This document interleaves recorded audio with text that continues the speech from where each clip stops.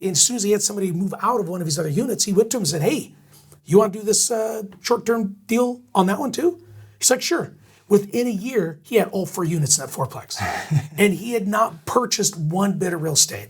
He had to buy a little furniture. He had to, do a few other things. And he had to learn about, Airbnbs and short-terms and put them on the websites. But he got 4 units. And doing short-term rentals, he's making $1,000 a month off each 4 of those units with hardly any money out of his pocket.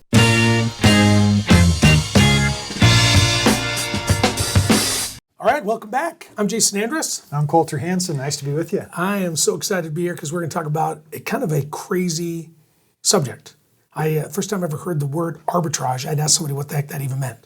Why don't you tell us a little bit about what that means? Well, a lot of people understand arbitrage in regards to like interest rates or returns on investment or different values in different markets that can be taken advantage of.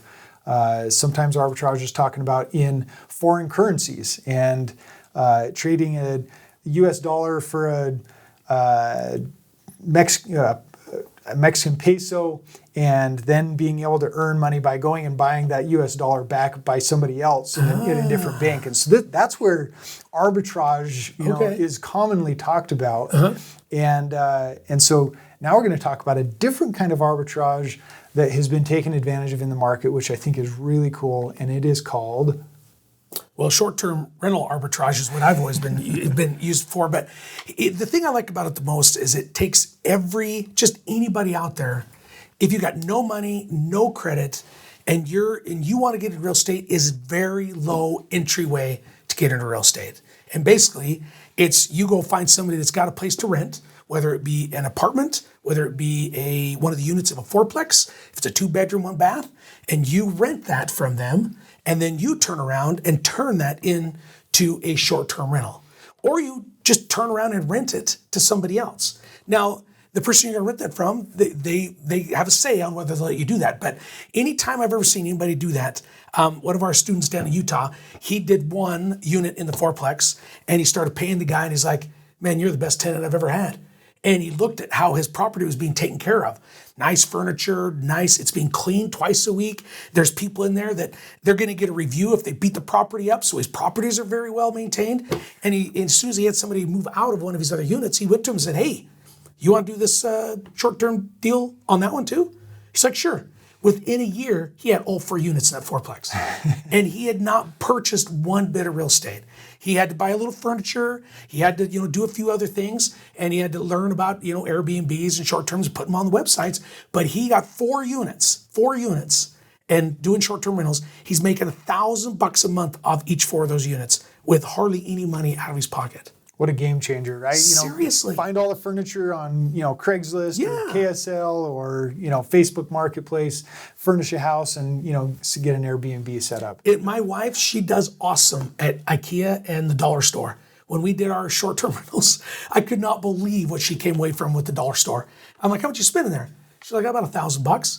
I'm like, $1,000 at the dollar store? She goes, guess how much each one of the things I bought was? I was like, how much? $1. Definitely, because it's a dollar store. But revolutionary. There you go. But she bought all of her plates, knives, forks, spoons, all that stuff. And so basically, we got into that. We had some furniture, we had to purchase whatever else. But I've heard some people say, to set up a short-term rental, I need $25,000. We've done it for as little as $5,000.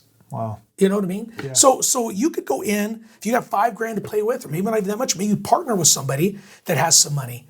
And you go put something under contract to rent, and then you arbitrage, which is where you take that and you rent it to somebody else. That gets you in the game. There's another guy down in Utah. He's got 15 rentals, 15 short-term rentals. He next year will make $100,000 clear, and he doesn't own one piece of any of the properties. He's done it all through arbitrage. See, and I can just imagine how this idea was born, right? The kid moves out of mom and dad's house. He's 18 years old. He goes and rents his first apartment. And he's like, I got to figure out how to pay for this. So now mom and dad have already furnished the apartment, and he's like, well, I'm just going to rent this out on Airbnb. And guess where I'm staying this weekend? I'm going to stay at mom and dad's. There you go. But it's the same concept as somebody renting that property, and then they rent a room out to somebody else. That's arbitrage. It is. You know what I mean? So, and people do that all the time. And sometimes your landlords aren't hip on it. But if you tell them, say, look, I'm going to be making money in this. And if I don't make money of what I'm doing, I'm on the hook for rent. So I'm going to pay you my rent. So as long as they approve you as a renter, what do they care what you do with it? To a certain point. I mean, if you make sure, hey, I'm not going to allow any pets. There's nobody to smoke in it. It's going to be cleaned every week. It's going to have nice furniture. I'm going to replace, this or that. I'm going to make it all nice. I don't know of a landlord anywhere that is going to say, you're going to take care of my property. You're going to clean it every single week, and you're going to pay your rent on time. Holy cow, sign me up. Yeah. Right? Yeah, and that's really important to lay out kind of the laws of the land as you go into this. And as you negotiate with the landlord, the sublease criteria inside of that contract is the most important. Definitely. You got to make sure that that is well defined so that you don't end up, going and setting up this beautiful Airbnb and then start doing nightly rentals, and at the end of the day, the landlord comes in and slaps a default on a contract default on you. Because you aren't supposed to be subleasing, because that's what short-term rentals are. Yep, and here's another thing too. Make sure if you do set up that with somebody and you're going to do arbitrage, make sure that if there's an HOA, they allow short-term rentals also. Even though you're going to rent that on a monthly, you're going to sublease it out, so you're still under the same guidelines. If that neighborhood or if that apartment complex or if the HOAs don't allow short-term rentals, you can't do a short-term rental in there. So make sure you always read all the fine print, go through all the contracts, make sure you're doing everything on the up and up, and man, go out there and make some stuff happen. Now, there's a lot more to it.